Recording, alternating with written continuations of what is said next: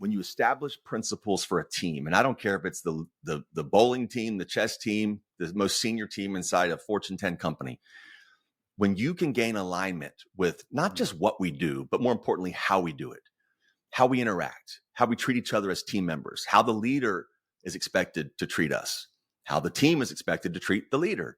When you establish those expectations very early on, it makes delivering excellence it almost is an afterthought because we know how we're going to get there.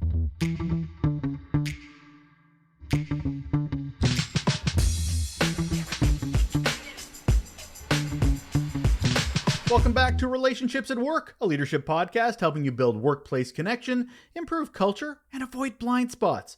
I'm your host, Russell Lolliker, a communications and leadership expert, a couple of decades of experience in my pocket in both those areas, pretty successfully as well, and a whole heap of curiosity, just like you, on how we can make the workplace a better place. And that's what this show is all about, is us working to maybe find that area that we can improve in, that we can work on, because truthfully, there's not any workplace that can't be even just a little bit better. Some can be a lot better, let's be honest, but some, you know what, just nudging that needle every day will have the biggest impacts. We're still well into our new format. This is the second week of it. Hope it's going well for you. Hope you find it interesting. We've moved the podcast into a daily podcast. So the interviews are now split Monday to Thursday with a particular theme and a focus each day. Mondays are about clarity, and really interesting for this episode too. We're going to talk to Kyle McDowell. He is the author of Begin With We, 10 Principles of Building and Sustaining a Culture of Excellence. Principled-led leadership. I have a lot of questions on this. What is it? How is it different than other types of leadership? Is it a style? Is it foundational? And Kyle does a great job of sort of breaking it down and really helping us understand in parts 2, part 3, and part 4 through the week on how we can really make it better for ourselves, our teams, and implement within the organization itself. So stick around. Kyle's going to help us move the needle just a little bit further in the right direction. Hold on. And on the show today, we have Kyle McDowell, and here is why he is awesome. He's a best-selling author, international speaker, and leadership coach. His book, Begin With We, 10 Principles for Building, Sustaining a Culture of Excellence, building and sustaining, got to do both of those things, which is on the Wall Street Journal and USA Today bestselling list. It lays the foundation for a collaborative and inclusive approach to leadership, my personal favorite. From the book, he's developed and implemented the 10 We's, a framework that has transformed leadership practices in numerous organizations. He's also a former Fortune 10 executive who led tens of thousands of employees around the globe. And now he's here talking with us about principles and inspiring a world of we-ness. If it's not a word, it should be, of we-ness leaders. Hello, Kyle. Good morning, Russell. Man, it is really great to be here. You are doing such an important thing with your show. So I'm honored to join and help kind of further the effort. I can't appreciate you enough for saying that. Thank you very much. My focus is all about having honest conversations, and I have been very grateful to have guests that are very aligned with that approach. And so thank you for being yet another one of them. I thank you, sir. The pleasure is mine, sir. Thank you. But you've been very sweet and kind to me to start off, but that doesn't mean you get away from the first question I ask all of my guests, Kyle. You're not off the hook that easy. What, sir, is your best or worst employee experience? Oh, wow. Ironically, the worst experience came before I was even an employee. True story. Okay. For a very senior position inside of a pharmaceutical firm, I went through 17 interviews in 7 months, including flying around the country to meet with various people, including flying to a consulting firm's office and doing role playing for an entire day. 17. I can't make it up. And the reason it sticks out as the worst experience, I should have had all kinds of red lights and flags going off. It's like, dude, if you have to go through this many hoops, there's probably something inside or behind the curtains that's not going to be ideal for you. And that turned out to be the case, actually. So I would say that's the worst experience. And by the way, when you spend 30 years inside of, big corporate America, there's a lot to choose from. But that's the one that jumps to the front of the list. The best experience, I think, is also It's interesting. We could look at this as the worst experience, but I actually consider it the best experience. And I talk about this a fair amount. Many years ago, my mother was approaching the end of her road fighting cancer. It was about a year-long struggle that she had. And I had my boss at the time, a guy named William, who I've grown to just love, and we haven't worked together in well over a decade. He called, we had our regularly scheduled one-on-one. And right out of the gate, I start going through my results, sharing updates as I usually do. And he kind of interrupted me. He said, "How you doing?" I said, "I'm good, man. See, these numbers are pretty good." And I just kept on the same talk track. And he leaned in in such a caring way. And he said, "I'm only asking because I care." I've never had a leader inside corporate America anyway, tell me they cared. And that was it was a highlight on the list of best experiences.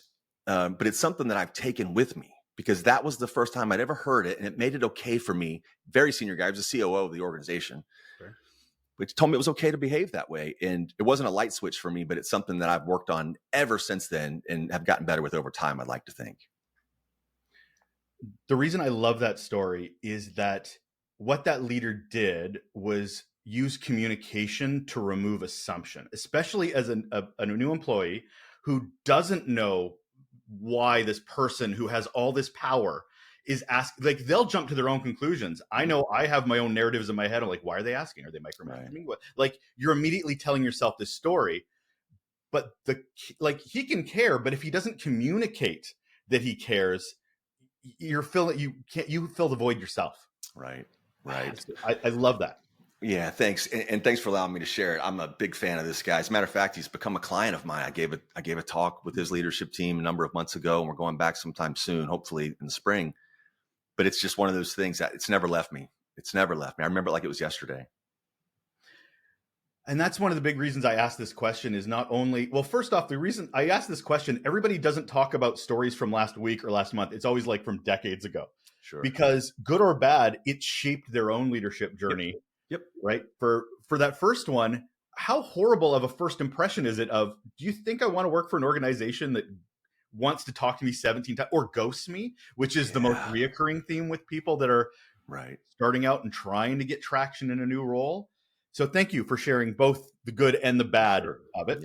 Yeah. It's interesting because it does lead into our conversation pretty easily because we're talking about what principle-based leadership looks like. And you showed an example of how horrible it can be with that first relationship that we're starting with these applicants, but also this very principled leader that was showing you sort of the way of how to engage and interact. Kyle, how do you define principle-based leadership?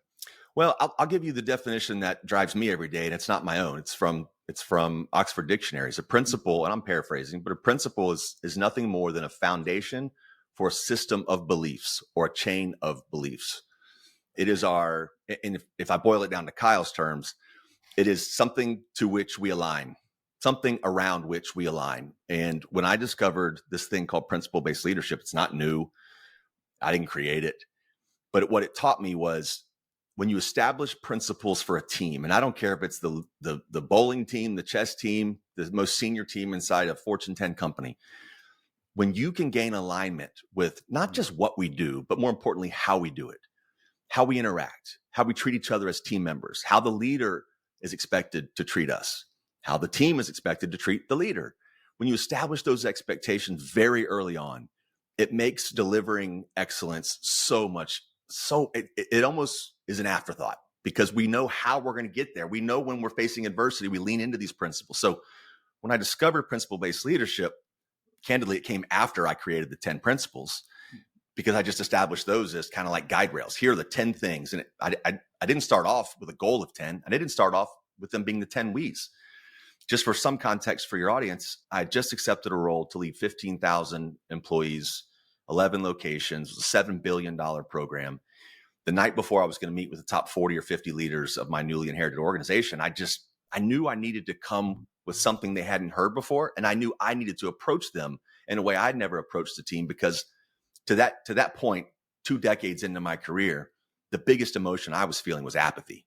Right. And that's a real hard pill to swallow, man, when you realize the environments that you loathe are the same ones that you created or had a major role in creating them. So I had to do something different, be a leader that I'd never had. And that's when the principles came about midnight in Lawrence, Kansas, the night before meeting with this group. I shared it with the team the next day, and my life has never been the same. And that's our conversation with Kyle McDowell, on getting clear about principle-based leadership. He's the we guy. There was not any cooler way of saying that. Anyway, I hope that provided some clarity, some definition as to what we're going to be talking about. Tomorrow, we're going to dive into relationship with self. Every Tuesday, it's the topic, but how does it relate to us? What can we do? What can we do better? How can we show up? What are our blind spots personally in this area? And principle-based leadership is an area I think we could probably lean a little harder into. Kyle will join us once again tomorrow because we're going to get right back into it. And if you've been enjoying the new format, if you've been enjoying these honest conversations about leadership and about employee engagement and the journey, please share it with others. That's how it grows, is just that word of mouth, that encouragement. It's valuable for me. It might be valuable for you kind of conversation. So please share the love. Thank you very much and take care of yourself.